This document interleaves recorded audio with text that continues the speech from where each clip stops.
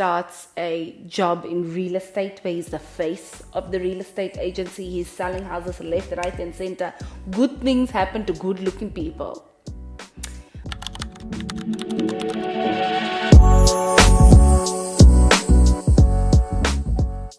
Hello and welcome to this week's episode of The Unemployed Actress. I am Lobcke, I'm her is she, and she is me. And we are back for another week of The Unemployed Actress. Guys, last week I said nothing is happening with the acting because acting is closed and the agency is closed and we're not acting because it's still January. Well, I'd just finished recording, editing, uploading, went to my inbox and had a casting request. So nothing was closed. I was just under the impression that something was closed. It was not. So I went for a commercial audition, which was really fun. Again, first one for the year. It was a strange one, and I tell you, me and the other actresses sitting there, we were talking about that because it was a huge audition. It was huge. We were almost 30 women waiting there to go and have our turn. And none of us looked the same. None. I don't know what they were looking for. Like, we were talking about this, we were hypothesizing, we were like, what on earth are they looking for? We're black, we're white, we're tall, we're short, brunettes, blondes, curly, braids, everything. Like, everyone varied in their look entirely.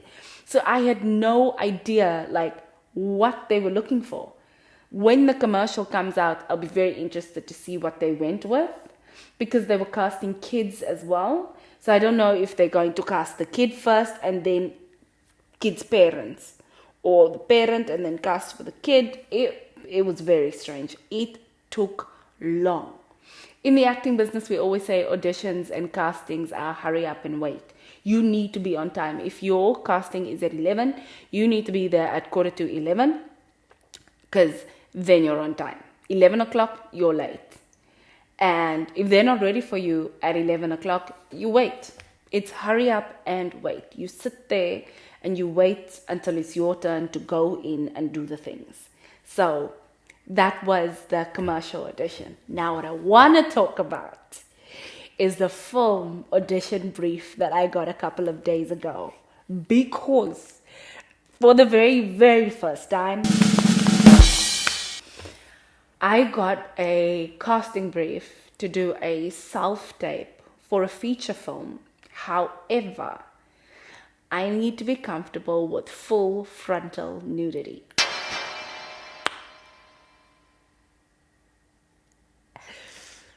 Guys, whenever I've watched art house films, right, and 50 Shades of Grey even, I was like, full frontal nudity, okay, cool, fine. It makes no difference to me. In theory, it was like, yeah, of course, I'll do it. I mean, if the script calls for it, if the character's really cool, then yeah, whatever. And the moment I got the casting request and I read through it, I just went, oh shit.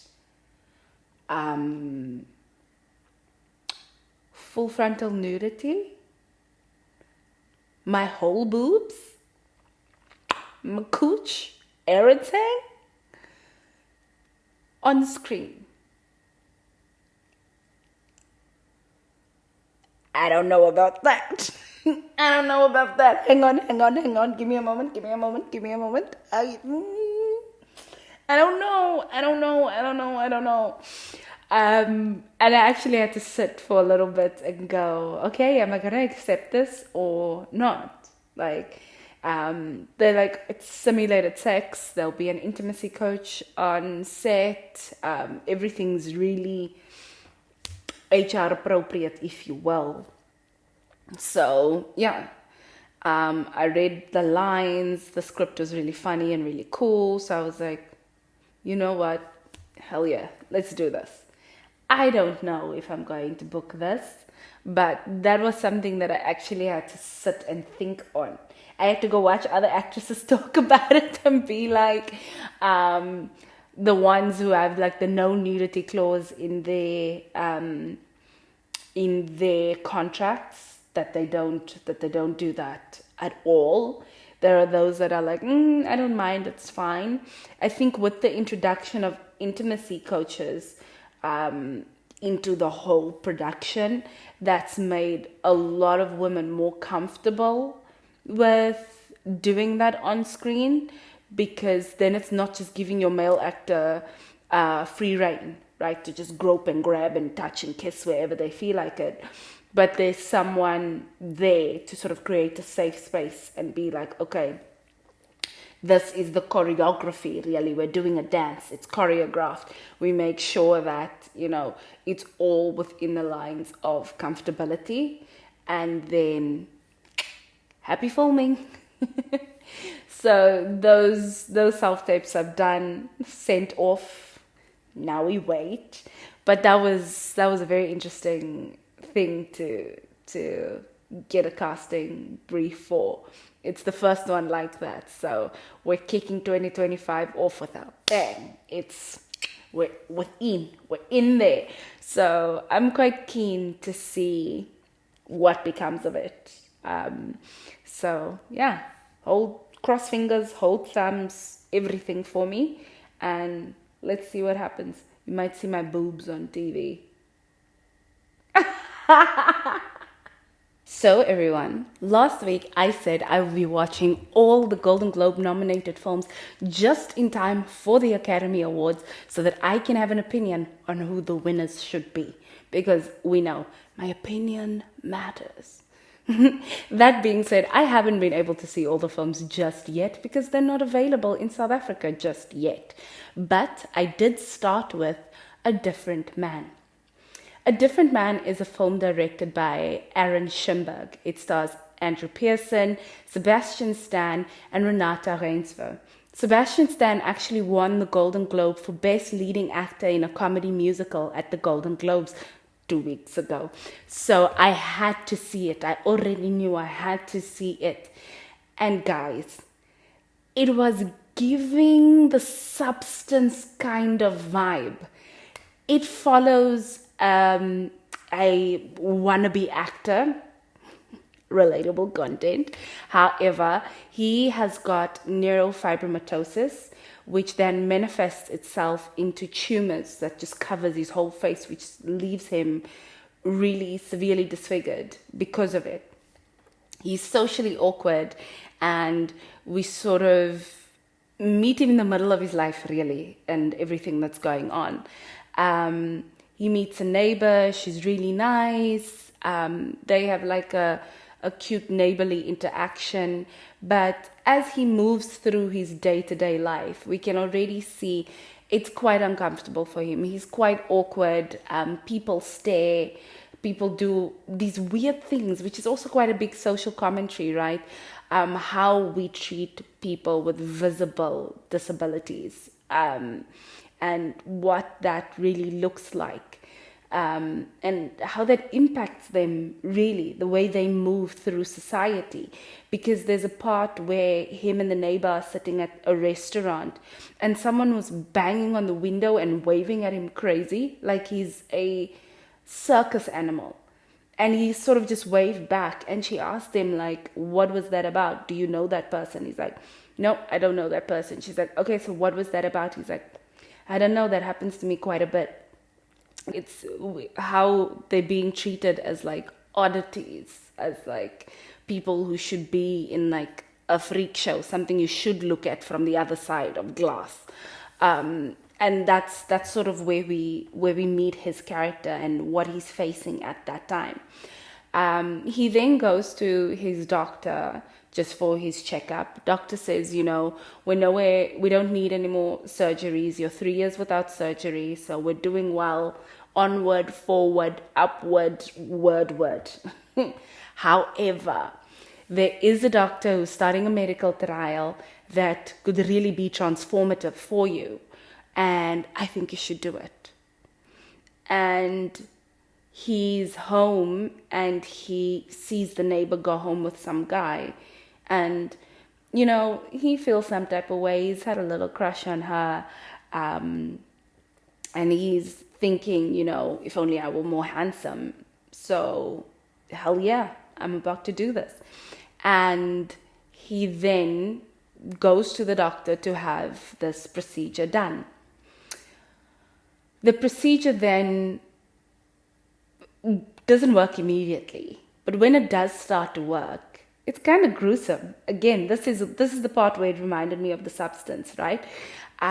His face literally starts melting. Literally, the skin of his face starts melting, starts coming off, and he's getting violently ill until one evening you could just peel the tumoured skin right off his face, and underneath was Sebastian Stan, right?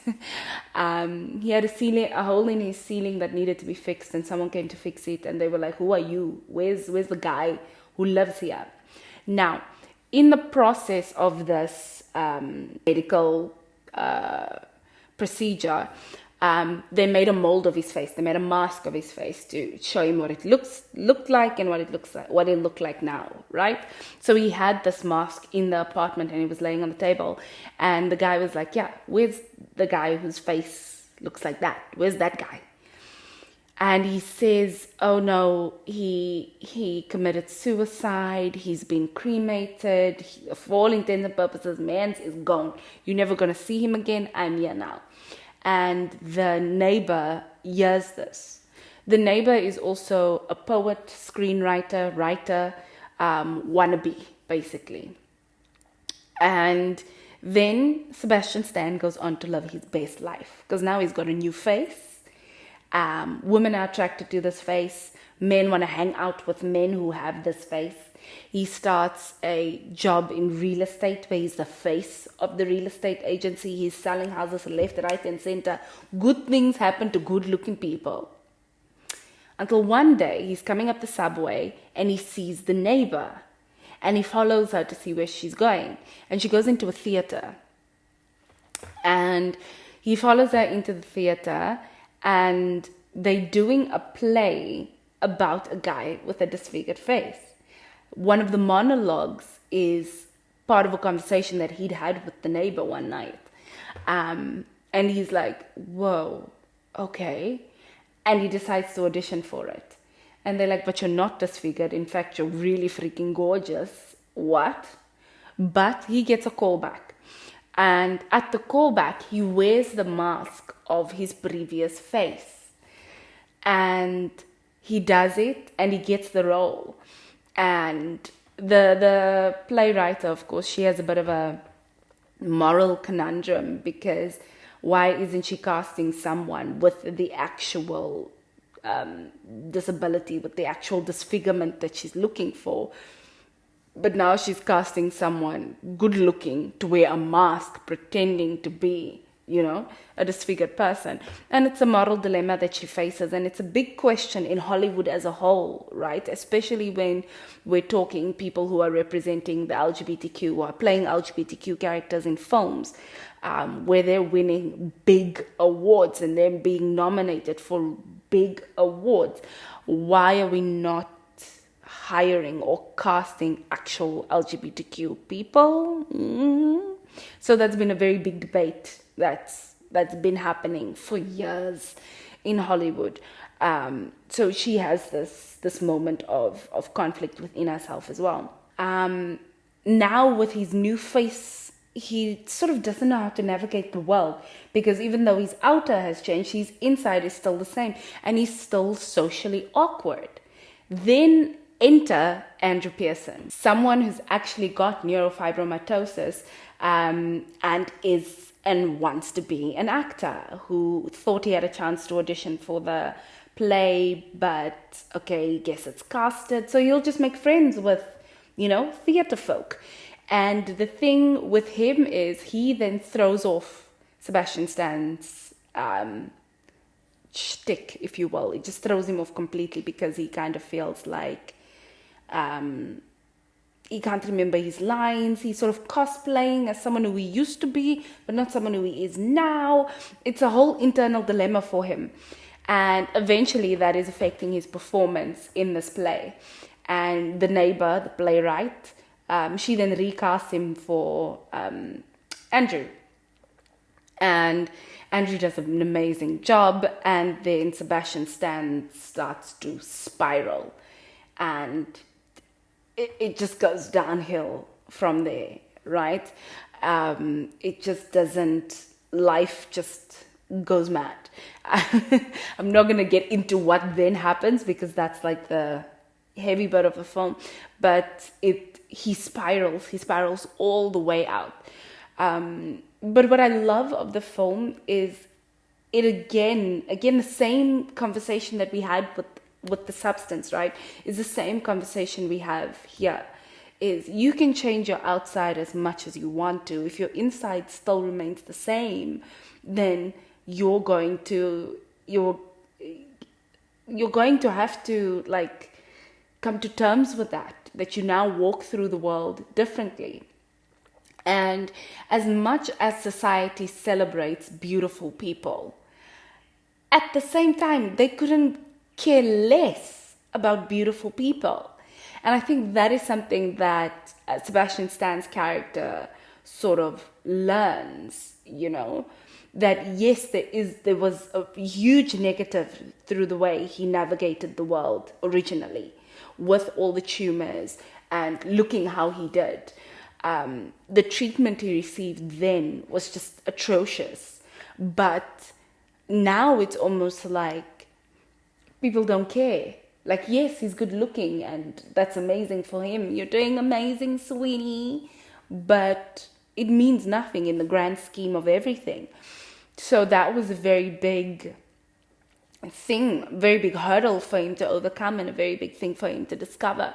Because when you put him up against Andrew Pearson's character, he's found so much peace within himself and the space he holds within the world. He's like, yes, he has neurofibromatosis. Yes, he's got these tumors that's all over his face, but that doesn't dictate who he is. He's still this peace-loving person. He's still this confident guy. He's funny. He's outspoken. He has a zest for life. He's still a person underneath all of these tumors. You know what I mean? He's still an individual. He's accepted himself and the place he holds in society. And he's accepted that he will get looks and he'll never be the handsome lead. But this is just who he is. And that's a level of self-acceptance that Sebastian Stan's character could never get to. However, even when he became the handsome one, the leading man, the Sebastian Stan, even when he became that, it didn't suffice because the inside was broken. The inside still remained the same. I think between A Different Man and The Substance, we really, as a society, get to look at ourselves and go, beauty standards for what? Because to each their own at the same time. You know what I mean? Like there's beauty standards, there's society beauty standards. What is acceptable, what is pretty, but societies vary. It's people come from different backgrounds, they're influenced by different things, people are attracted to different things. So what do you care about people?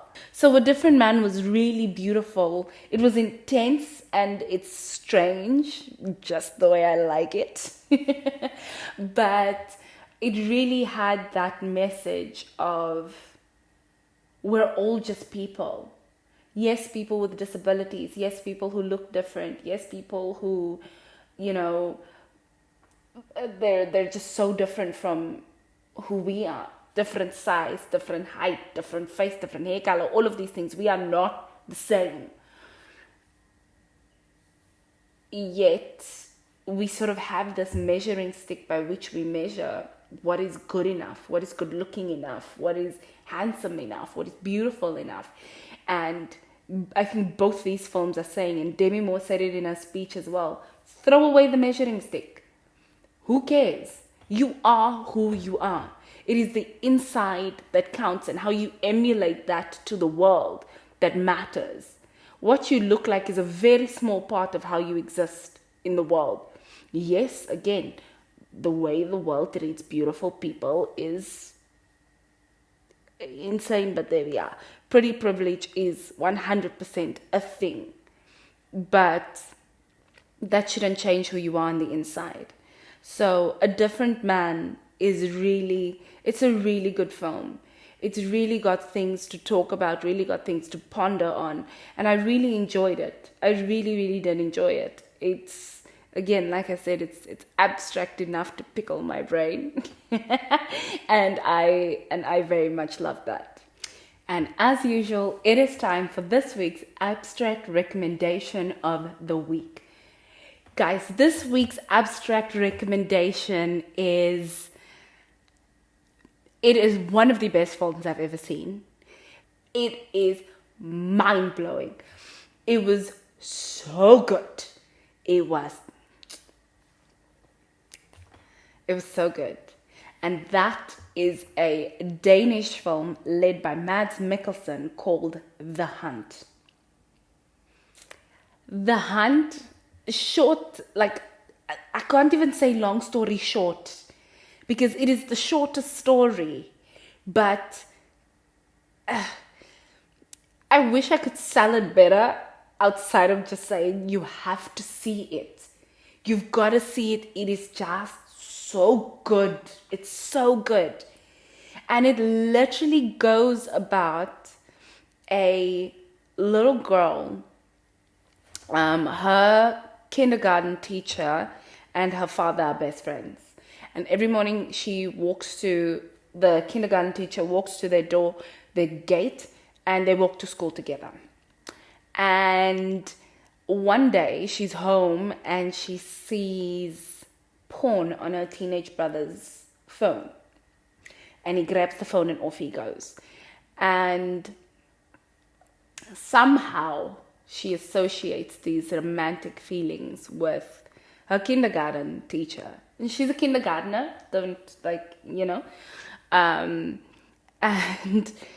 and she makes him a Valentine and she tries to kiss him, adult kiss him, full on the lips kiss him.